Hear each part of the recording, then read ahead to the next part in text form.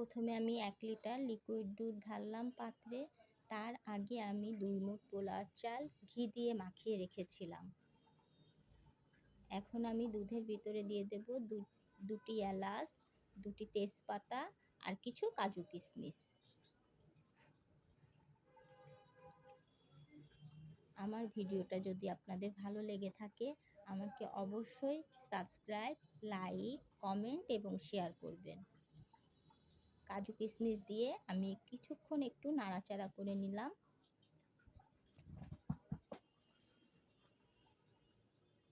নাড়াচাড়া করে দেখেন কি সুন্দর ফুটে উঠেছে না? এখন আমি সেই পোলাও চালটা ঢেলে দিলাম। ঘি দিয়ে মাখানো যেটা ছিল। ঘি দিয়ে মাখানো থাকলে পায়েসে ভালো সুন্দর ঘ্রাণ বেরোয়, সুন্দর একটা ফ্লেভার আসে। এখন আমি একটু নেড়ে চেড়ে নিলাম। দেখেন ফুটে উঠেছে। ভাতটা হয়েছে কি না দেখে আমি চিনি ঢেলে দেব।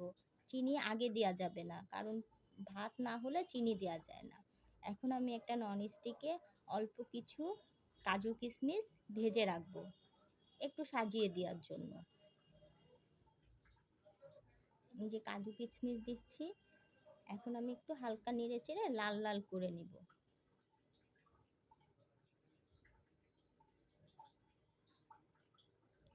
এবার আমি 2 কাপ চিনি দিয়ে দিলাম।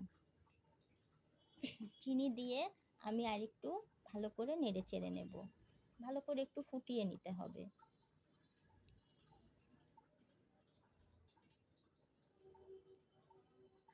ফুটিয়ে নিয়ে ভাতটা হয়েছে কিনা দেখে আমি চিনিটা ঢেলে দিয়েছি।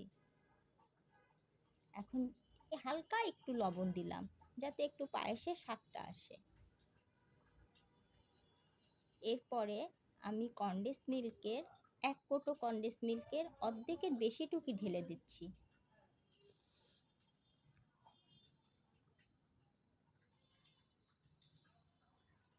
কনডেন্স মিল্ক দিয়ে একটু ভালো করে নেড়ে চেড়ে নিতে হবে, তাহলে পায়েসটা ঘন হয়ে আসবে।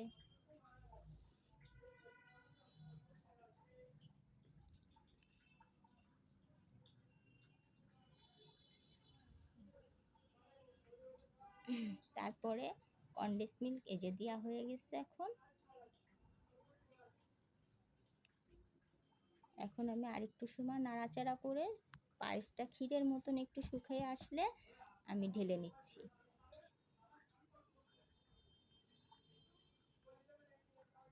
এখন আমি বাটিতে ঢেলে পরিবেশন করে ফেলব।